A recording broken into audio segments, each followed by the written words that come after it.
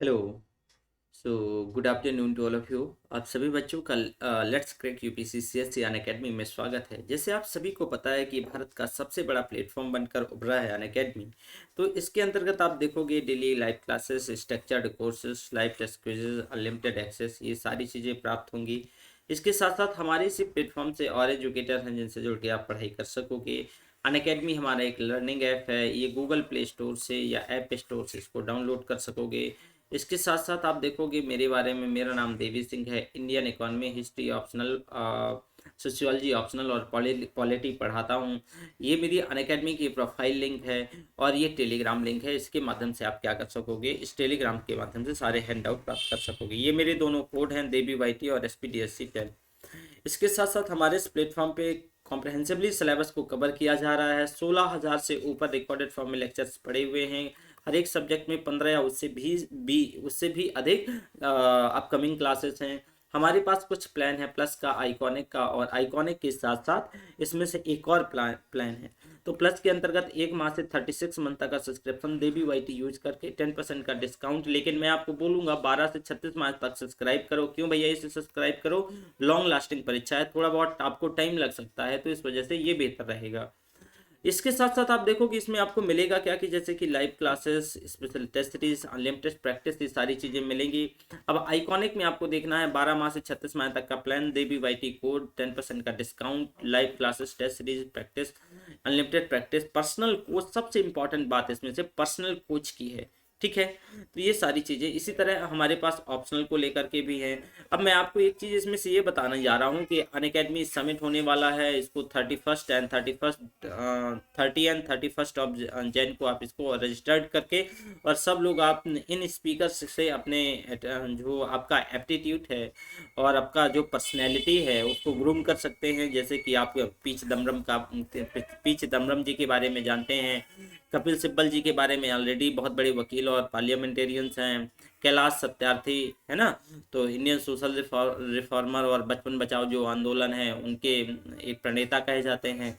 दुर्गा शक्ति नागपाल, आपको पता ही है कि ये दुर्गा शक्ति नागपाल और अशोक खेमका दोनों की कस्में खाई जाती हैं ईमानदारी को लेकर के। हरभजन सिंह हो गए, अजीत रनाडे, कुमार विश्वास, इनसे जरूर मिलिएगा। और कोई दीवाना कहता है, ये वाली कविता जरूर इनसे सुनिएगा। इसके साथ साथ अनिल स्वरूप और प्रवीण कासवान हो गए, ये सभी व्यक्ति एक बड़ी पर्सनैलिटीज हैं, ठीक है। तो आप देखोगे जैसे कि हरभजन सिंह हो गए और ये रानाडे साहब हो गए, ये सारे व्यक्तियों से आप जितने भी स्पीकर हैं हमारे, इन सभी स्पीकर से आप क्या कर सकते हो, मिल सकते हो।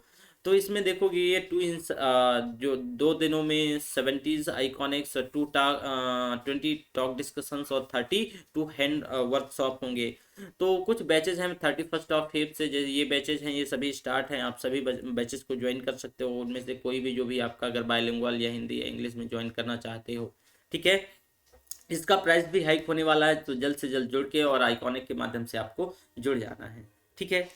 तो चलो आज ना हमें कॉन्स्टिट्यूशन पढ़ना है। मैं एक कहानी सुनाता हूँ कि देखो, ये बात है 1215 की। ये बात है 1215 की। इंग्लैंड में एक राजा हुआ करते थे, किंग जॉन। किंग जॉन जो एक ऐसे राजा थे, अब राजा थे तो डिक्टेटर ही थे। तो होता क्या है कि उस समय जनता और इनके बीच कहीं ना कहीं, जनता, इंग्लैंड की जो जनता है और किंग जॉन के बीच एक मतभेद टाइप हो जाता है और बहुत सारे आंदोलन होने लगते हैं। तो किंग जॉन को अपनी सत्ता से हटने का डर हो जाता है। तो किंग जॉन क्या करते हैं कि 1215 में, अब देखो इनके साथ म्यूचुअल कोऑपरेशन, एक संधि हो जाती है, एक एग्रीमेंट होता है। तो किंग जॉन के जो कैबिनेट में, मतलब कैबिनेट ऐसा कुछ नहीं था, तो राजा के सामने क्या है कि जब संधि के बाद एक प्रपोजल प्रस्तुत किया जाता है, इसी को मैग्ना कार्टा कहा गया। इसी को मैग्ना कार्टा कहा गया। तो देखो खूब रिसिस्ट होगा, तभी तो राजा इतनी आसानी से तो अपने पावर किसी के साथ शेयर नहीं करेगा। तो कुछ हुआ यूं कि किंग जॉन के बाद जब 1215 में ये मैग्ना कार्टा जो है वो क्या हो गया, मैग्ना कार्टा ये आया। इसके बाद आप देखोगे कि जितने भी डेमोक्रेटिक कंट्री हैं, जब जब भी कहीं ना कहीं जो कॉन्स्टिट्यूशनल रिफॉर्म या कॉन्स्टिट्यूशन बनता है, तो मैग्ना कार्टा को हमेशा देखा जाता है। तो स्टार्टिंग यहीं से होती है, फिर धीरे धीरे ब्रिटेन में जैसे जैसे व्यवस्थाएं आगे बढ़ी, फिर बहुत सारी और कंट्री हैं जो डेमोक्रेटिक कंट्री है, वहाँ एक प्रॉपर संविधान बनाया गया, सभी को ध्यान में रखते हुए चेक्स एंड बैलेंसेस का ध्यान रखा गया। लेकिन भारत के संविधान के डेवलपमेंट में अगर हम बात करें, तो हमारे संविधान के डेवलपमेंट में हमारा जो संविधान ये 1 या 2 दिन या फिर ये 10 दिन की कोई ऐसी अनुकंपा नहीं है कि जो 10 दिन में हमने इसको फॉर्मेट कर लिया हो।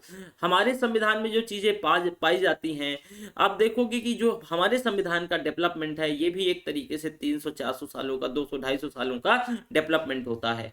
जैसे कि अगर हम डेवलपमेंट की बात करें तो हालांकि वो पार्ट आपको मॉडर्न हिस्ट्री के अंतर्गत पढ़ना होगा, लेकिन अगर मैं आपको बताऊं तो इसमें से संविधान और जो राज्य व्यवस्था है, इसको हम जो संविधान और राज्य व्यवस्था यानी कॉन्स्टिट्यूशनल पॉलिटी है, इसको हम डिटेल से यहाँ पे पढ़ने की कोशिश करेंगे। ठीक है, यहाँ से हम इसको डिटेल से पढ़ेंगे। तो देखो, अब हमारे यहाँ एक चीज आपको सबसे जो फोकस करना है, इसमें से मैं आपको इसके अंतर्गत जो कॉन्स्टिट्यूशन और राज्य व्यवस्था पढ़ाऊंगा, इसी चैप्टर में आज ही हम प्रियम्बल पढ़ लेंगे। प्रियम्बल के साथ साथ यानी जो प्रियम्बल है हमारी, तो प्रियम्बल में आप देख सकोगे कि जो हमारी प्रियम्बल में तो इसका दर्शन क्या है, दर्शन के साथ साथ देखोगे इसमें कि यानी सत्ता का स्वरूप क्या है, सत्ता का उद्देश्य क्या है। तो सारे जो भी इसमें, क्योंकि प्रियम्बल से ही देखो किसी भी चीज, ये एक आमुख है, ठीक है, ये आमुख की भूमिका अदा करती है, ये एक प्रकार का इंट्रोडक्शन है, एक प्रकार का परिचय, हमारे कॉन्स्टिट्यूशन का परिचय देती है। तो ये एक्चुअल में इसको कैसे फॉर्मुलेट किया गया, ये है क्या, इसकी भाषा क्या है, ये कैसे वर्क करती है, सत्ता का स्रोत क्या है, और अगर जनता है तो जनता, ये सारी चीजें जैसे कि डाइसी का हम विचार भी देखेंगे इसके प्रति, और सत्ता का स्वरूप क्या है, सत्ता का उद्देश्य क्या है, इसी लेक्चर में पढ़ेंगे। ठीक है, वहीं लोकतांत्र, इसमें सारी चीजों को डिटेल से देखेंगे। तो अब इसके अंतर्गत आप देख सकते हो कि यहाँ से चलो हम स्टार्ट कर लेते हैं, जैसे कि हमें यहाँ पे यानी पॉलिटी और कॉन्स्टिट्यूशन यहाँ से स्टार्ट करना है ना, तो चलो स्टार्ट कर लेते हैं हम। तो कॉन्स्टिट्यूशन और राज व्यवस्था यानी कॉन्स्टिट्यूशन एंड पॉलिटी पढ़ना है, यानी संविधान और राज व्यवस्था। तो बिना टाइम लॉस किए चलिए स्टार्ट करते हैं। ये क्लासेस पूरी तरीके से पीटी बेस्ड क्लासेस होंगी, पीटी के लिए डेडिकेटेड होंगी, और पीटी में इसमें से कोई क्वेश्चन नहीं छूटेगा, सारा करंट अफेयर्स अपडेट करवाते हुए और जो स्टैटिक पोर्शन है आगे बढ़ता चलूंगा। तो सबसे पहले हमें देखना है कॉन्स्टिट्यूशन क्या है। ठीक है, तो देखो जो संविधान है, संविधान उन प्रावधानों का संग्रह है, उन प्रावधानों का कलेक्शन है, उन दस्तावेजों का कलेक्शन है जिसके आधार पे किसी भी देश का शासन चलाया जाता है, जिसके आधार पे किसी भी देश का शासन चलाया जाता है। ये जो संविधान होता है ना, ये सैद्धांतिक होता है, और संविधान देश का सर्वोच्च कानून भी होता है।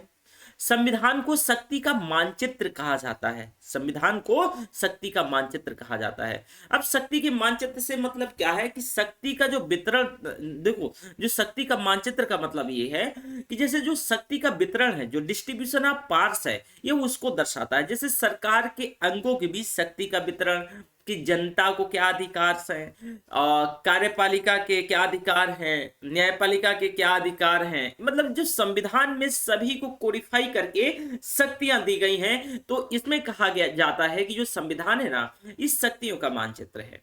वहीं केंद्र और राज्य के बीच शक्ति का विभाजन इसके अंतर्गत होता है। अब पॉलिटी की जरा नजर डालो। देखो यह सिद्धांतों का प्रयोग अर्थात एप्लीकेशन है। ये क्या है? ये सिद्धांतों का प्रयोग और एप्लीकेशन है।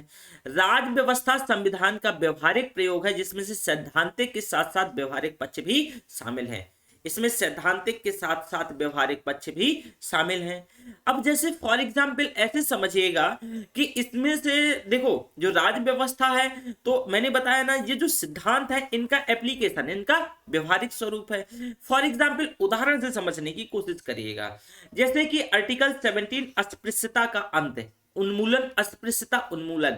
लेकिन इसके लिए पॉलिटी के ही अंतर्गत जब अस्पृश्यता को खत्म करने के लिए कानून लाया गया, अस्पृश्यता निवारण अधिनियम, तो इसी को पॉलिटी कहा गया, यही पॉलिटी का उदाहरण है। दूसरे एग्जाम्पल से समझने की कोशिश करेगा। फॉर एग्जाम्पल कि आर्टिकल 19 की बात करें, आर्टिकल 19 विचार और अभिव्यक्ति, जो विचार और अभिव्यक्ति, ध्यान से सुनिएगा, विचार और अभिव्यक्ति। तो विचार और अभिव्यक्ति की जो स्वतंत्रता है आर्टिकल 19, लेकिन इसके अंतर्गत जो प्रेस की स्वतंत्रता है, this is a part of polity, this is a part of polity, अर्थात राज व्यवस्था। तो देखो राज व्यवस्था, इसके अंतर्गत आपको यह देखना है कि वे संस्थान जो संविधान में वर्णित नहीं है, अर्थात एक्स्ट्रा कॉन्स्टिट्यूशनल इंस्टीट्यूट है, ये पॉलिटी के अंतर्गत आते हैं, ये पॉलिटी के अंतर्गत आते हैं। अब गैर संवैधानिक संस्थाएं संविधान के आदर्शों के खिलाफ नहीं है, आदर्शों को पूरा करने में ये हेल्प करते हैं। जो भी एक्स्ट्रा कॉन्स्टिट्यूशनल जो इंस्टीट्यूट है वो आपके संविधान के खिलाफ नहीं है, अगेंस्ट नहीं है, बल्कि उसको, उसके जो सिद्धांत हैं उनको पूरा करने में ये हेल्प करती हैं, मदद करती हैं। अब देखो ये संविधान का निर्वचन है, इंटरप्रिटेशन। देखो संविधान है, फिर संविधान भाग में बटा हुआ है, जैसे कि संविधान में 25 पार्ट्स हैं, स्टार्टिंग में 22 पार्ट्स हुआ करते थे, अब 25 पार्ट्स हैं। इसके साथ साथ अगर हम बात करें तो जैसे चैप्टर 12 है, अनुच्छेद 470 प्लस है ना, 470 प्लस है, लेकिन मूल रूप से 395 हुआ करते थे। परंतु यानी क्लास होता है, फिर क्लॉज सब क्लॉज में बटा होता है। मैं उदाहरण से समझाऊंगा। आपने एक मोदी जी का खूब भाषण सुना होगा, धारा 370। तो भैया वो धारा 370 नहीं है, धारा और आर्टिकल में बहुत बड़ा डिफरेंट होता है। तो मोदी जी तो भावनाओं में बह के धारा कह देते हैं, तो ध्यान रखिएगा संविधान में धाराएं नहीं बल्कि अनुच्छेद होते हैं। जो सेक्शंस हैं, धारा को इंग्लिश में सेक्शंस कहते हैं, और ये जो धाराएं हैं ये संविधान में नहीं बल्कि सीआरपीसी और आईपीसी में पाई जाती हैं। तो अब ये क्लॉज सब क्लॉज क्या है, तो फॉर एग्जांपल ऐसे देखो कि article 39 clause A. So article 39 clause A, यानी clause A this is a part of article 39, clause A this is a part of article 39, and same here this is a part of article 39 clause B, and again clause B this is a part of article 39, again C this is a part of article 39. So this is a clause is now just like is pronunciate article 39 clause A. So is clause is pronunciate and clause is represented under the या फिर cover the bracket, ठीक है। तो इसको कहां पे हम cover करते हैं, ब्रैकेट पे। अब देखना है कि just now see here, so article 30 capital A, article 39 capital A, this is the independent article, this is not a part of article 39, this is not part of article 39। It will be constitute after जैसे कि संविधान का संशोधन हुआ होगा, सो संशोधन के बाद इसको क्या किया गया है कि संशोधन के बाद इसको ऐड किया गया होगा, इसको संशोधन के बाद ऐड किया गया होगा, ठीक है ना। इसके साथ साथ सब क्लॉज की बात करें तो जैसे कि सब क्लॉज फॉर एग्जांपल, अच्छा इसे आपको थोड़ा सा कम समझ आया, ऐसे देखो just like article 21 clause A, ठीक है। So this is a, it is a part of article 21 is now again article 21 article 21 इस आर्टिकल 21 के अंतर्गत आप देखोगे कि आर्टिकल 21 में, एक मिनट क्या हो गया, ओके हाँ एक मिनट रुकिएगा ना, पता नहीं सीट क्या हो गई थी, पीछे चली गई थी, हाँ again. So article 21 and capital A, so capital A it is a independent article, it is a independent article, ठीक है। तो ये constitutional amendment it will be add by the constitutional amendment. ये कब, मतलब आप ये कह सकते हो कि कॉन्स्टिट्यूशन का अमेंडमेंट हुआ होगा और उसी के उपरांत ये ऐड हुआ होगा, ठीक है। सो आपने ये समझा।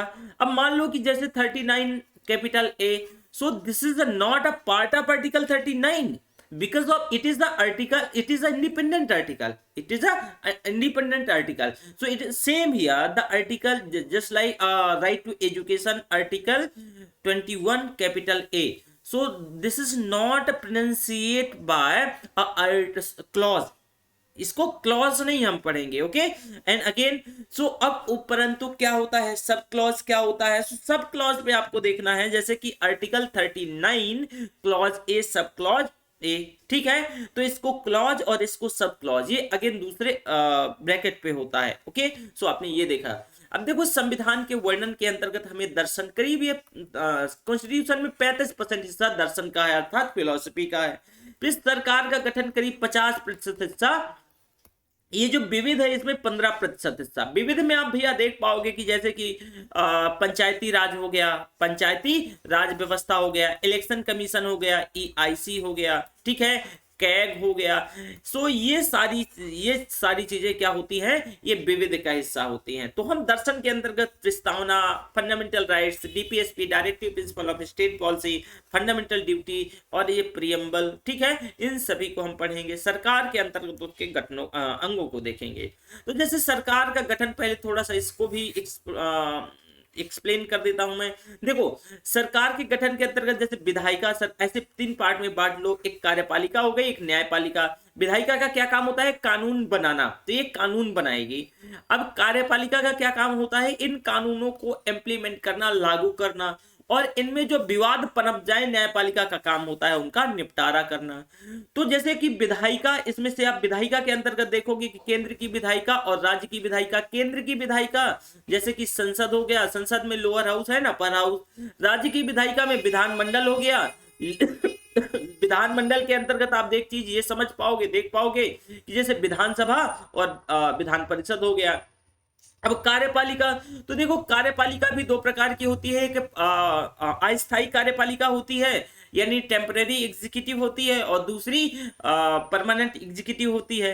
जो temporary executive just like MOC minister of council, जैसे मंत्री मिनिस्टर से, तो ये तो भैया 5 साल के लिए होते हैं, इनका एक निश्चित टाइम पीरियड नहीं होता है। या फिर इससे पहले भी अगर सरकार, मंत्री मिनिस्टर अभी मैं बताऊंगा, जो मंत्री परिषद है वो प्रधानमंत्री के इर्द गिर्द घूमती रहती है, उन्हीं के जीवन मरण का केंद्र बोला जाता है मंत्री परिषद को। मतलब क्या है कि अगर प्रधानमंत्री गए तो ये स्वतः क्या हो जाती है, भंग हो जाती है। तो ये परमानेंट नहीं है, ये टेम्पररी है। ये क्या है, टेम्पररी है। तो ये जो अस्थायी कार्यपालिका कहलाती है, वही प्रशासनिक कार्यपालिका यानी जो नौकरशाही, ये स्थायी कार्यपालिका कहलाती है। तो कार्यपालिका में जैसे केंद्र की कार्यपालिका, प्रेसिडेंट आएंगे, प्रधानमंत्री आएंगे, MOC मिनिस्टर ऑफ काउंसिल आएगा, और केंद्रीय सेवाएं जैसे कि central civil service, IAS, IPS, ICS, जो भी है सभी। अब राज्य की जो कार्यपालिका में राज्यपाल आएंगे, मुख्यमंत्री आएंगे, मंत्री परिषद आएंगी, और PCS के अंतर्गत जो ये प्रांतीय सेवाएं हैं वो सारी सेवाएं आएंगी। अब देखो भैया बहुमत के प्रकार, जरा यहां समझ लीजिएगा बहुमत के प्रकार क्या है। बहुमत एक्चुअल में पहले हम तो देखेंगे साधारण बहुमत। देखो साधारण बहुमत के अंतर्गत प्रेजेंट और वोटिंग का बहुमत कहा जाता है, यानी आधे से एक अधिक। फॉर एग्जाम्पल उदाहरण से समझने की कोशिश करिएगा। लोकसभा है, ठीक है, लोकसभा में 545 मेंबर्स हैं, और मान लो 545 मेंबर्स ये लोकसभा में है। तो अगर मान लो कि जो प्रेजेंट कितने 545 होते हैं, लेकिन जरूरी नहीं है ना कि ये वोट करे सभी, तो वोट कितने करते हैं 400। तो ऑब्वियस जो वोट करेंगे वो प्रेजेंट होंगे ही, तो प्रेजेंट एंड वोटिंग का ½ + 1। तो आप ये कह सकते हो जो यानी आधे, इसमें से जो उपस्थित और मतदान करने वालों का बहुमत इसमें से कहा जाता है। जो उपस्थित है और मतदान कर रहे हैं उनका बहुमत, तो जैसे 400/2 + 1, ठीक है। तो ये क्या हो गया साधारण बहुमत के अंतर्गत की, जैसे कि कितना हो गया 201। This is call a simple majority. या फिर प्रेजेंट एंड ये आधे से एक अधिक बोला जाता है, तो ये सिंपल मेजोरिटी। अब प्रभावी बहुमत देखो, प्रभावी बहुमत जो है, प्रभावी सदस्य संख्या का मतलब इसमें से जो टोटल मेंबर है और माइनस वैकेंसीज अपॉन 2 + 1। वैसे उदाहरण से समझो, देखो जैसे सेम उदाहरण, जैसे इधर देख लो एक उदाहरण, जैसे यहाँ पे उदाहरण दिया हुआ है। अब देखो ये जो रिक्तियां हैं, वैकेंसीज हैं, एक व्यक्ति 2 जगह से अगर चुनाव लड़ता है तो उसको एक सीट खाली करनी पड़ती है। फॉर एग्जाम्पल जैसे कि इनका देख लो आप, राहुल जी का देख लो, या फिर इनने 2 जगह से चुनाव लड़ा, अगर मान लो दोनों जगह से जीत जाते तो एक सीट खाली करनी पड़ती। अब मोदी जी का ही ले लो, तो मोदी जी 2 जगह से, तो एक सीट इन्हें खाली करनी पड़ती। तो वैकेंसी हो जाएगी कि नहीं हो जाएगी? ऑब्वियस वैकेंसी हो जाएगी। अब किसी सांसद की मृत्यु हो गई, जैसे हो जाए, जैसे फर्स्ट पीरियड में जब मोदी जी पहली पारी खेलने आए थे तो गोपीनाथ मुंडे चल बसे थे, जैसे इनका मतलब 10-15 दिन के अंतर्गत तो सीट खाली हो गई, फिर उनकी बेटी आई थी, है ना। फिर इसके बाद आप देखोगे अगर किसी सांसद का, किसी पार्लियामेंटेरियंस का चुनाव रद्द हो गया, सो मेनी रीजंस हो सकते हैं कि जो वैकेंसीज के खाली हो सकती हैं। तो जैसे मान लो फॉर एग्जांपल कि कुल सदस्य संख्या 545 है, वैकेंसीज मान लो फॉर एग्जांपल मैंने बताया 6 हैं, कितनी भी हो सकती हैं, तो 545 माइनस 6 है तो 539/2, तो कितना हो गया? इतना हो गया, ये 269.5। तो अब आपको यहां ये देखना है कि देखो मतदान और उपस्थित होने वालों की जो सदस्य संख्या किसी भी हालात में 270 से कम नहीं होनी चाहिए। क्यों? ये प्रभावी बहुमत है। अगर 270 से कम होती है, ध्यान से सुनिएगा, तो प्रभावी बहुमत नहीं कहलाएगा। और साधारण बहुमत में जो सदस्य संख्या है वो मतदान करने वालों, जैसे साधारण बहुमत में कितने भी लोग हो सकते हैं, इसके लिए कोई रोक टोक नहीं है। तो अब प्रभावी बहुमत का यूज कहाँ है, ये भी तो पता होना चाहिए ना कि कहाँ यूज है। हम तो प्रभावी बहुमत पढ़ लिया कि देखो टोटल मेंबर है, जो वैकेंसीज है उनको घटा दो, 2 से भाग करके और 1 जोड़ दो, तो हमें प्रभावी बहुमत निकल आएगा, है ना। प्रभावी बहुमत, इफेक्टिव मेजोरिटी निकल आएगा। अब जरा नजर डालने की कोशिश करिएगा, देखो राज्यसभा, लोकसभा, विधानसभा, विधान परिषद, तो इनके जो अध्यक्ष हो गए, उपाध्यक्ष हो गए, सभापति हो गए, उपसभापति हो गए, इन सभी लोगों को हटाने के लिए प्रभावी बहुमत की जरूरत पड़ती है। अगर इनको कोई हटाना चाहता है तो प्रभावी बहुमत की जरूरत पड़ेगी। किसकी? प्रभावी बहुमत की जरूरत पड़ेगी। अब आप उदाहरण से यहाँ पे दूसरा आप सब हेडिंग समझने की कोशिश करिएगा कि विशेष बहुमत। विशेष बहुमत भी 3 प्रकार के होते हैं। तो पहला विशेष बहुमत यानी स्पेशल मेजोरिटी हम देखने की कोशिश करेंगे। तो देखो उपस्थित और मतदान करने वाले सदस्यों का 2/3, ध्यान से सुनिएगा, उपस्थित प्रेजेंट एंड वोटिंग का 2/3। तो ये जो प्रेजेंट एंड वोटिंग का 2/3 है, ये भी विशेष बहुमत की एक प्रकार है। ये विशेष बहुमत स्पेशल मेजोरिटी 3 प्रकार का होता है। So this is the first type of the special majority, present and voting का 2/3 हो गया। फॉर एग्जाम्पल पहले इसका यूज देख लेते हैं, फिर उदाहरण से मैं समझा दूंगा। जैसे समझी लो कहेगा, फिर उदाहरण से मान लो विशेष बहुमत के अंतर्गत आप ऐसे देख लो कि जैसे स्पेशल मेजोरिटी है, प्रेजेंट मान लो कि जैसे प्रेजेंट 500 लोग हैं फॉर एग्जाम्पल, है ना, और वोटिंग कितने कर रहे हैं? 400 कर रहे हैं। तो प्रेजेंट एंड वोटिंग ऑब्वियस है कि जो प्रेजेंट वोटिंग करेगा वो प्रेजेंट होगा, तो प्रेजेंट एंड वोटिंग का यानी कितना है? ये 400 का 2/3। अब जितना भी आएगा, so this is special majority of the first type. ठीक है, ये क्या है? विशेष प्रकार की, जो विशेष बहुमत की पहली प्रकार की ये स्पेशल मेजोरिटी है। तो जो भी आएगा, आप जैसे मान लो कि इसमें से कितना 3 1 जा कितना हो जाएगा? 3 1 जा, सो 3 हो जाएगा, और फिर यहाँ पे तो 3 हो जाएगा, और करीब इतना, और 2 तो 266 के आसपास जमते लगभग इतना आएगा। ठीक है, तो बस मैंने एक उदाहरण से समझाने की कोशिश करी। अब इसका उपयोग कहाँ होता है ये जरूरी है। अनुच्छेद 249 और अनुच्छेद 212 में, अनुच्छेद 249 के अंतर्गत यदि राज्यसभा 2/3 बहुमत से राज्य सूची के किसी भी विषय पे, ध्यान रखिएगा कौन? यदि राज्यसभा अपर हाउसेस 2/3 बहुमत से, इस बहुमत से राज्य सूची के किसी भी विषय को, राज्य सूची के किसी भी विषय को अगर वो नेशनल राष्ट्रीय महत्व का, नेशनल सिग्निफिकेंट घोषित कर दे, राष्ट्रीय महत्व का घोषित कर दे, तब उस विषय पर जो संसद हमारी पार्लियामेंट कानून बना सकती है। राज्यसभा का जो ऐसा रिजोल्यूशन है, संकल्प है, वह 1 वर्ष से अधिक समय के लिए नहीं होगा। 1 वर्ष से अधिक समय के लिए नहीं होगा, लेकिन राज्यसभा पुनः इसको बार बार 1 वर्ष के लिए क्या कर सकती है? एक्सटेंड कर सकती है, बढ़ा सकती है। समझ आया कि ओवरऑल आपको बस ये याद रखना है कि भैया 249 जो है ना आर्टिकल, राज्यसभा को अगर ऐसा लगता है कि राज्य सूची के विषय पर कोई अगर ऐसा राष्ट्रीय महत्व का उसको घोषित करना है, तो उसमें संसद कानून बना सकती है ना। अब आर्टिकल 312 देखो जरा। अब राज्यसभा के 2/3 बहुमत के द्वारा अगर इसको संकल्प के आधार पे, रिजोल्यूशन के आधार पे संसद विधि द्वारा संघ और राज्यों के लिए एक सम्मिलित प्रकार की अखिल भारतीय सेवाओं का सृजन कर सकती है। फॉर एग्जाम्पल राज्यसभा चाहे तो जैसे कि मान लो कि उत्तर प्रदेश है और संघ के लिए कुछ अखिल भारतीय, दोनों को मिक्स करके अखिल भारतीय सेवाओं का सृजन किया जा सकता है, अखिल भारतीय सेवाओं का सृजन किया जा सकता है। तो ये देखा आपने, पहली प्रकार का आपने विशेष बहुमत देखा। अब जरा नजर डालना है कि दूसरी प्रकार का विशेष बहुमत क्या है भैया। दूसरी प्रकार के विशेष बहुमत में देखो, उपस्थित और मतदान का 2/3, ध्यान से सुनिएगा, उपस्थित और मतदान का 2/3 जो कि कुल सदस्य संख्या के आधे से कम ना हो। This is a important for you.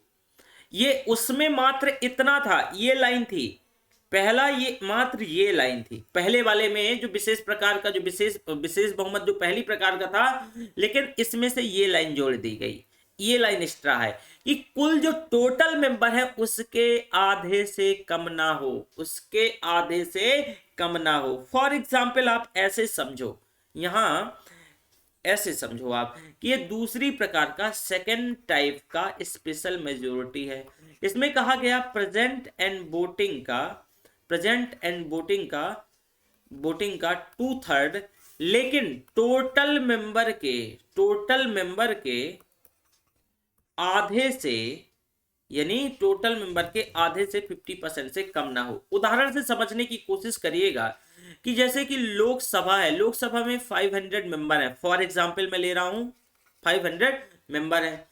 अब ऐसे समझो कि 500 का कितना हुआ आधा, 500 का जो आधा है वो कितना, जैसे कि 250 हुआ। जैसे यहां पे आप पहले थोड़ा सा 1 मिनट, यहां पे 1 मिनट आप नजर डालो, कहा गया ये, तो यहां पे आपको देखना है कि जैसे कि 545, ठीक है, तो यहां पे ये 545 है, तो 545 का आधा कितना, 272 प्लस, मतलब तो 273 हुआ।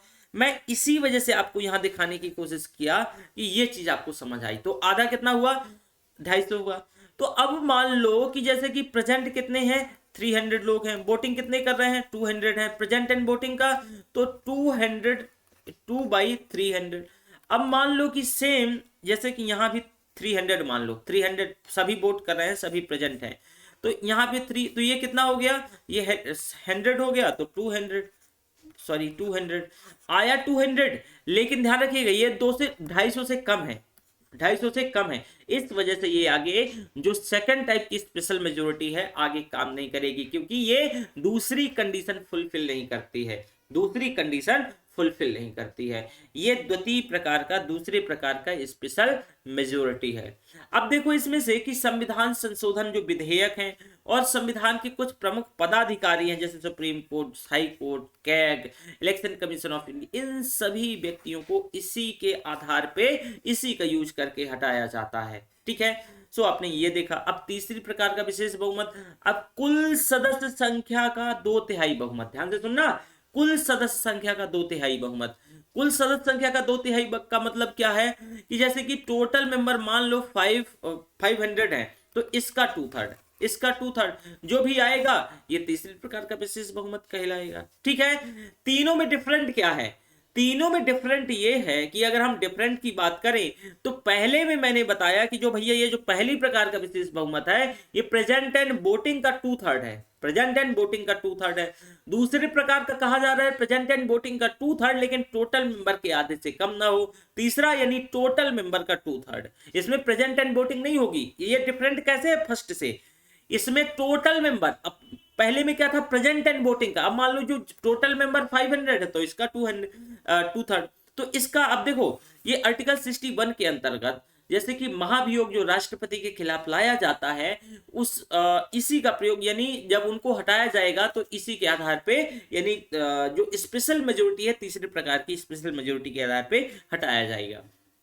कोरम या गणपूर्ति, ये क्या है? यह वह न्यूनतम नंबर है, न्यूनतम संख्या है जो किसी भी कार्यवाही के लिए वैध बनाती है, किसी भी सदन में जो कार्यवाही के लिए उसको लीगलाइज करती है। जैसे कि टोटल मेंबर का 1/10 यानी कुल सदस्य संख्या का करीब 10%। ठीक है, तो ये आपने चीजों को देखा। अब उम्मीद करता हूं कि यहां तक किसी भी बच्चे को कोई डाउट नहीं होगा। अब संविधान की विशेषताएं देख लो कि हमारे संविधान की क्या विशेषताएं हैं। ऐसा तो है नहीं है, तो कोई ना कोई तो विशेषता होगी। तो जी हाँ, तो सबसे पहले देखते हैं कि संविधान की विशेषताएं। तो भारत का संविधान लिखित निर्मित संविधान है, यानी लिखित और निर्मित संविधान है। तो पहले देखो कि लिखित और निर्मित संविधान में क्या डिफरेंसेस होते हैं, क्या होता है लिखित और निर्मित संविधान। उदाहरण से पहले एक चीज, हम संविधान की अगर क्लासिफिकेशन की बात करें तो लिखित जैसे संविधान का उदाहरण यूएसए हो गया, वहीं अलिखित संविधान का उदाहरण ब्रिटेन हो गया। विकसित संविधान भी ब्रिटेन में है और निर्मित संविधान यानी कहाँ, यूएसए ही इसका उदाहरण है। कठोर संविधान का उदाहरण यूएसए है, लचीले संविधान का उदाहरण ब्रिटेन है। लेकिन अब इनका कैरेक्टर्स मतलब क्या? देखो, लिखित संविधान का मतलब कि जिस भी संविधान के ज्यादा से ज्यादा दस्तावेज लिखित रूप से पाए जाते हैं उसको लिखित संविधान कहते हैं। अलिखित संविधान, जिस संविधान के अधिकांश दस्तावेज अलिखित रूप से पाए जाते हैं उसको अलिखित संविधान कहते हैं, उसको अलिखित संविधान कहते हैं। अब जैसे कि अलिखित संविधान, आप ये जैसे कि वो मान लो कि परंपराओं के रूप में चीजें विकसित हो रही हैं, फॉर एग्जाम्पल की ब्रिटेन है ना। तो अब ये सारी चीजें लिखित और अलिखित के अंतर्गत देखा। अब इसके साथ साथ आपको ये देखना है जैसे निर्मित और विकसित संविधान क्या डिफरेंट होता है। निर्मित संविधान, जिस संविधान का जो निर्माण है एक निश्चित तिथि को कर दिया जाए, जिस संविधान का जो निर्माण है वो निश्चित तिथि को एक संविधान सभा द्वारा किया जाए, ऐसे संविधान को निर्मित संविधान, क्योंकि निर्मित किया गया। अब मान लो जिस संविधान की जो उत्पत्ति है उसका जो क्रम होता है ऐतिहासिक विकास का क्रम होता है, ऐसी चीजों को राजनीतिक परंपराओं के रूप में विकसित संविधान कहा जाता है। ध्यान रखिएगा, ठीक है, विकसित संविधान कहा जाता है। अब आपको देखना है कठोर और लचीले संविधान में क्या डिफरेंसेस हैं। तो कठोर और लचीला, तो देखो जो कठोर संविधान वैसे संविधान होते हैं जैसे कि विशेष बहुमत के संशोधन के माध्यम से उसको संशोधित किया जाता है, वैसे संविधान को हमने कठोर संविधान कहते हैं। अब जैसे लचीला संविधान, जिस संविधान में साधारण बहुमत से संशोधन हो जाए उसे लचीला संविधान कहते हैं। तो भारत की जो आप कठोर और लचीला दोनों भी कैरेक्टर्स पाए जाते हैं भारत में। तो देखो भारत का संविधान कठोर और लचीले का मिश्रण पाया जाता है। भारत का संविधान दुनिया के विशालतम संविधान में से है। करीब हमने भारत के संविधान को 60 देशों से ऊपर इसको क्या किया है, इससे लिया है। तो मूल संविधान में 22 भाग थे, 8 अनुसूचियां थी, 395 अनुच्छेद थे। लेकिन वर्तमान में कितना कि 25, आप देखोगे वर्तमान की जो स्थिति है 25 इसमें से भाग हैं, 12 अनुसूचियां हैं और अब 480 प्लस क्या है, अनुच्छेद हैं। तो कुछ क्या क्या इसमें से देखो कब कब क्या क्या इसमें से जोड़ा गया, घटाया गया, थोड़ा सा भाग को देख लेते हैं। देखो भाग में जो संशोधन हुआ, 7वां संविधान संशोधन 1956 में, तो इसमें भाग 7 और भाग 9 को हटा दिया गया क्योंकि 22 से 25 लेके आना है ना। तो यहां ध्यान से सुनिएगा कि देखो जब पहले हमारे कितने भाग थे, 22 भाग थे, अब कितने हैं, 25। तो 22 मतलब कुछ हटे होंगे कुछ जुड़े होंगे, तभी तो 22 से 25 हुए। तो देखते हैं कि कौन से जुड़े कौन से हटे। तो पहला मतलब 7वां संविधान संशोधन 1956 में, तो 7वां संविधान और 9वां हटा दिया गया, तो 22 रहे होंगे। तो 22 में कितने बचे, 2 गए तो 20 बचे, 22 में 2 गए तो 20 बचे। अगला 42वां संविधान संशोधन 1976 में 4A और 14A जोड़ा जाता है, तो फिर अगेन 22 हो गए, 22 हो गए ना, 20 से फिर 2 22 हो गए। 73वां संविधान संशोधन 1992 में होगा तो भाग 9 जोड़ा जाएगा, तो कितना हो गया, 23 हो गया, है ना, 23 हो गया ना, एक जोड़ दिया गया तो देखो 23 हो गया। फिर अगले बार 74वां संविधान संशोधन 1992 में 9A जोड़ा जाएगा, क्या जोड़ा जाएगा, 9A, तो कितना हो जाएगा, ये 24 हो जाएगा। 24 हुआ कि नहीं होगा, जी हाँ 24 हो गए। अब देखो 97वां संविधान संशोधन 2011 में होगा और 9 भी जोड़ा जाएगा, तो 24 और एक ये 25, इस वजह से 25 क्या हो गए, 25 भाग हो गए।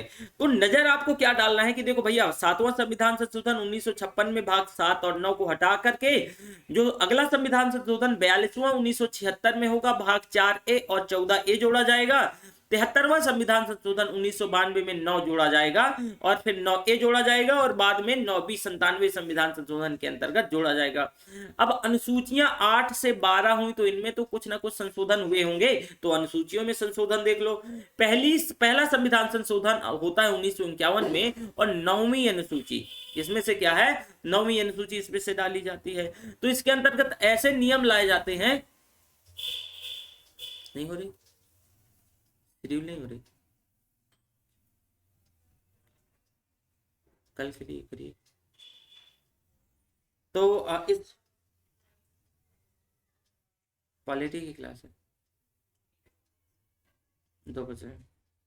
चलिए, तो यहाँ मैं आपकी क्लासेस का थोड़ा सा शेड्यूल करवा रहा था, तो उसके लिए थोड़ा सा आपका 10 सेकंड गया, माफी। चलो आगे बढ़ते हैं। तो पहला संविधान संशोधन 1951 में, कब, 1951 में 9वीं अनुसूची जोड़ी गई। इसमें से ऐसे विषय डाले गए जिनका जुडिशियल रिव्यू नहीं हो सकता था, न्यायिक पुनरावलोकन नहीं हो सकता था, फॉर एग्जाम्पल भूमि सुधार से संबंधित। 52वां संविधान संशोधन 1985 10वीं अनुसूची जोड़ी गई। इसमें से दल बदल जो विरोधी अधिनियम है वो लाए गए। 73वां संविधान संशोधन 1992 में 11वीं अनुसूची। इसमें से पंचायत को दिए जाने वाले जो 29 विषय हैं वो थे। 74वां संविधान संशोधन 12वीं अनुसूची। तो इसमें से आप देखोगे नगर पालिका को जो सौंपे जाने वाले 18 विषय, तो इसमें से 8 अनुसूची के बाद इसमें से 9, 10, 11, 12 ऐसे जोड़ दी गई। तो भारत के संविधान में जो ये सारी चीजें आपने देखा कि सूचियों, अनुसूची, जो शेड्यूल्स हैं और शेड्यूल के साथ साथ जो पार्ट हैं इनमें क्या आपने परिवर्तन देखा और कैसे कैसे जुड़े और कैसे घटे। अब भारत के संविधान के करीब स्रोत 70 देशों से, भारत के संविधान का एक तरीके से 70 देशों से सोर्सेस लिए जाते हैं।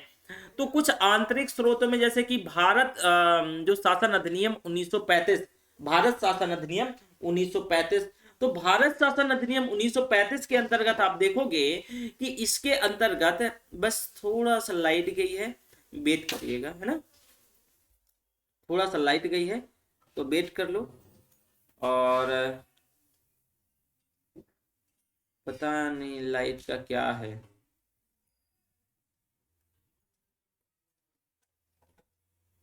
बस 1 मिनट, है ना।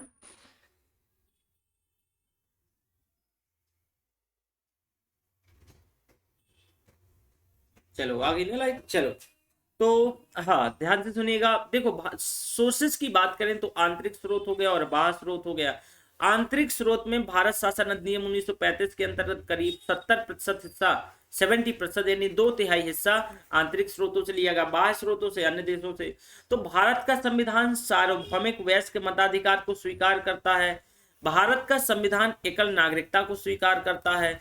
भारत का संविधान नागरिकों के मौलिक अधिकार और मौलिक कर्तव्यों और राज्य के नीति निर्देशक को भी स्वीकार करता है। वहीं भारत का संविधान केंद्र की प्रधानता वाली संघात्मक व्यवस्था को भी स्वीकार करता है। केंद्र और राज्य के बीच समान शक्ति हो तो इसे संघात्मक व्यवस्था कहा जाता है। और अमेरिका पूर्ण संघात्मक है क्योंकि वहां केंद्र और राज्य अपना अपना कानून बनाते हैं, बल्कि एक दूसरे के मामलों में हस्तक्षेप भी नहीं होता, तो इसे वास्तविक संघात्मक संघ व्यवस्था कहते हैं। वहीं अगर हम भारत का संविधान संसद की सर्वोच्चता और न्यायपालिका की सर्वोच्चता के मध्य एक मध्यम मार्ग निकालता है और इसमें से जो स्वीकार किया जाता है वो संविधान की सर्वोच्चता के सिद्धांत को अपनाया जाता है। तो जरा प्रस्तावना को देख लेते हैं। प्रियम्बल में हमने करेक्टर से देखे। अब देखो, पीटी के लिए जो भी सारी चीजें इंपॉर्टेंट हैं उससे ऊपर नहीं पूछा जाएगा पीटी में। प्रस्तावना में देखो, प्रियम्बल में प्रस्तावना संविधान के लिए एक आमुख की भांति भूमिका की भांति है। इसमें से संविधान के उद्देश्यों और आदर्शों के स्वरूप, संविधान के लागू होने की तिथि का उल्लेख होता है। भारतीय संविधान की प्रस्तावना नेहरू द्वारा 13 दिसंबर 1946 को संविधान में रखे गए उद्देश्य प्रस्ताव से निकाला गया, जिसे संविधान सभा में 22 जनवरी 1947 को स्वीकार किया गया। प्रस्तावना की संकल्पना अमेरिका से ली गई और इस भारतीय संविधान की जो भाषा है वो कहां से, ऑस्ट्रेलिया से ली गई। मतलब जो इसकी संकल्पना है वो अमेरिका से और भाषा इसकी ऑस्ट्रेलिया से ली गई। जो प्रस्तावना की मूल बातें, जैसे मूल बातों में जो सत्ता का स्रोत हो गया, सत्ता का स्वरूप हो गया, सत्ता का उद्देश्य, तो सत्ता के स्रोत के अंतर्गत जैसे जनता, लोक प्रभुता और हम भारत के लोग, तो इसमें से सत्ता के स्रोत के अंतर्गत प्रस्तावना की जो कुछ पंक्तियां, जैसे ये मैंने आपको बताया। अब सत्ता के स्वरूप में जैसे कि संपूर्ण प्रभुत्व संपन्न समाजवादी पंथ निरपेक्ष लोकतांत्रिक गणराज्य, और वहीं संपूर्ण प्रभुत्व संपन्न, तो जैसे संपूर्ण प्रभुत्व संपन्न से मतलब क्या है, ये ऐसे देश से जो कि अपने आंतरिक और बाह्य मामलों में स्वतंत्र निर्णय लेने को क्या है, उसको सर्वोच्च शक्ति रखता है। तो ये चीजें आपने देखा, ठीक है। तो देखो जैसे पहले आप यहां देख लो इसको, ये तो इनको मैं डिटेल से डिस्कस करना है, सत्ता का स्वरूप, सत्ता का स्रोत, सत्ता का स्वरूप और उद्देश्य। तो चलो पहले हम देखते हैं, यानी sovereignty, supreme authority in the all matters concerning in country, मतलब संपूर्ण प्रभुत्व संपन्न का मतलब है कि देश, कोई भी देश अपने आंतरिक और बाह्य मामलों में स्वयं निर्णय लेगा, उसमें किसी प्रकार को कोई दबाव नहीं होगा और उसको सर्वोच्च शक्ति है। समाजवादी का मतलब क्या है, समाजवाद एक विचारधारा है। देखो भारत में जो समाजवाद और समाजवाद ये विचारधारा क्या है, भारत में कौन सी समाजवाद को फॉलो किया जाता है, इस पे हम बात करेंगे, लेकिन समाजवाद एक विचारधारा है और इसके अंतर्गत जैसे कि संपत्ति का समाजीकरण, समानता, शोषण विहीनता, वंचित और मजदूर का कल्याण। तो जैसे कि आप देखोगे समाजवाद में सिद्धांता, तो ये सारी चीजें हो गई। अब इसमें से समाजवादी जो विचार है, तो जैसे मार्क्सियन और लोकतांत्रिक समाजवाद, तो मार्क्सियन में जैसे वर्ग संघर्ष, हिंसा, क्रांति, ये सारी चीजें। लोकतंत्र समाजवाद में लोकतांत्रिक साधनों के माध्यम से, लोकतांत्रिक जो साधन है इनके माध्यम से क्या करना, इनके माध्यम से मतलब जो ये है संपत्ति का समाजीकरण है, जो समानता है लाना, शोषण विहीनता को क्या करना, शोषण विहीनता को खत्म करना, ये सारी चीजें हैं। तो ये जो मार्क्सियन विचारधारा है ये कार्ल मार्क्स ने दी थी और चीन के माओ से यही विचारधारा को अपनाते हैं। और भारत में जो नक्सलवादी है, नक्सलिज्म, वो भी इसी विचारधारा को, यानी वर्ग संघर्ष और हिंसा क्रांति को अपनाता है। अब लोकतांत्रिक साधनों के माध्यम से भारत क्या करता है कि हम लोकतांत्रिक साधनों के माध्यम से भारत में समाजीकरण को स्प्रेड करने की, फैलाने की बात करते हैं। लोकतांत्रिक साधन संसद के कानूनों के द्वारा, चुनाव के माध्यम से, और अब यहाँ योजना आयोग नहीं है तो योजना आयोग ना होकर के नीति आयोग की जो नीतियों के माध्यम से। ओके, अब देखो कि भारत के संविधान की प्रस्तावना में वर्णित समाजवाद का जो अर्थ है लोकतांत्रिक समाजवाद है, जिसमें से लोकतांत्रिक साधनों से समानता स्थापित करने पर बल दिया जाता है। अब चीनी जो साम्यवादी जो नेता है माओ से तुंग, जिन्होंने हिंसा के बल पर चीन की सत्ता को हथिया लिया। तो यहां तक आपने चीजों को देखा, यहां तक उम्मीद करता हूं किसी बच्चे को कोई किसी प्रकार से डाउट नहीं होगा। पंथ निरपेक्ष का मतलब एक ऐसा देश जहां पर कोई राजकीय धर्म ना हो, जिसका कोई उस देश का राजकीय धर्म ना हो, केवल धर्म के आधार पर नागरिकों के साथ किसी प्रकार का डिस्क्रिमिनेशन ना हो, भेदभाव ना हो, सभी नागरिकों को धार्मिक स्वतंत्रता का अधिकार प्राप्त हो। सो दिस इज अ पंथ निरपेक्षता, ठीक है, this is a secularism. And again लोकतांत्रिक, लोकतंत्र को मतलब ऐसी शासन प्रणाली है जिसमें जनता के द्वारा और जनता के लिए शासन, ठीक है, ये पता है कि किसकी परिभाषा है, by the people for the people of the people. अब गणराज्य, गणराज्य से तात्पर्य एक ऐसे देश से है जहां का जो मुखिया है, जो जहां का जो प्रमुख, वो जनता से डायरेक्टली या इनडायरेक्टली चुना जाएगा, निर्वाचित होगा, ना कि वो मनोनीत और वंशानुगत नहीं होगा। अब सत्ता का उद्देश्य क्या है, तो न्याय। अब न्याय में सामाजिक न्याय, आर्थिक और राजनीतिक न्याय, स्वतंत्रता, विचार का स्वतंत्रता, अभिव्यक्ति की स्वतंत्रता, विश्वास की स्वतंत्रता, धर्म और उपासना। तो ये जो विचार है ये देखो आंतरिक और मानसिक क्रिया है। अब वहीं अभिव्यक्ति की बात करें तो विचार का प्रकटीकरण, बाह्य और राजनीतिक विचार को स्वीकार करना। वही राजनीतिक विचारधारा, मतलब विचारधारा का जो अर्थ है वो गांधीवादी, नेहरूवादी, किसी विचारधारा को भी मान सकते हो, बल्कि वो संविधान सम्मत होनी चाहिए, वो नक्सलवादी नहीं होनी चाहिए, और नक्सलवादी विचारधारा को आप नहीं फॉलो कर सकते हो। अब जैसे धर्म, तो रिलीजन के सिद्धांत को मानना, और ये भी आंतरिक है। जैसे उपासना, जो रिलीजन की पूजा, ये व्यवहारिक और बाह्य है। समानता, प्रतिष्ठा की समानता और अवसर की समानता। प्रतिष्ठा की समानता का मतलब क्या है कि समाज में व्यक्ति की जो हैसियत, उसके गुण और योग्यता, तथा उसके साथ साथ समाज, आप देखोगे तो समाज को दिए गए योगदान में तय होनी चाहिए, बल्कि उसकी जाति के आधार पर, लिंग के आधार पर, आर्थिक स्थितियों के आधार पर तय नहीं होना चाहिए। और अवसर की समानता का मतलब क्या है कि प्रत्येक व्यक्ति को विकसित होने के पर्याप्त अवसर उपलब्ध होनी चाहिए। बंधुता और भाईचारा, मतलब बंधुता और भाईचारा, सभी के पास, सभी के साथ एक भाईचारापूर्ण बंधुतापूर्ण व्यवहार रखना। अब व्यक्ति की गरिमा, यानी प्रत्येक व्यक्ति को मानवीय गरिमा से जीवन उपलब्ध होना चाहिए। एकता और अखंडता, एकता जैसे कि मनोवैज्ञानिक संकल्पना है जिसका उद्देश्य नागरिकों के बीच एक होने से है। वहीं अखंडता एक भौगोलिक जियोग्राफिकल कॉन्सेप्ट है, इसके ये भारत के क्षेत्र को, भारत के भूभाग को एक साथ रहने की बात करता है। ठीक है। अब सुप्रीम कोर्ट ने यह व्यवस्था दी थी कि हिंदुज्म के बारे में, कि जो Hinduism is a life style, Hinduism is a life style, ये जीवन शैली है, ये कोई पंथ उपासना पद्धति की तर्ज पर धर्म जैसे कि कोई धर्म नहीं है, मतलब ये एक जीवन शैली है। जैसे कि इनने अपना तर्क देते हुए कहा कि हिंदू की जो विशेषता है वो किसी भी हिंदू परिवार में जन्म भर ले लेने से वो हिंदू पर्याप्त हो जाता है।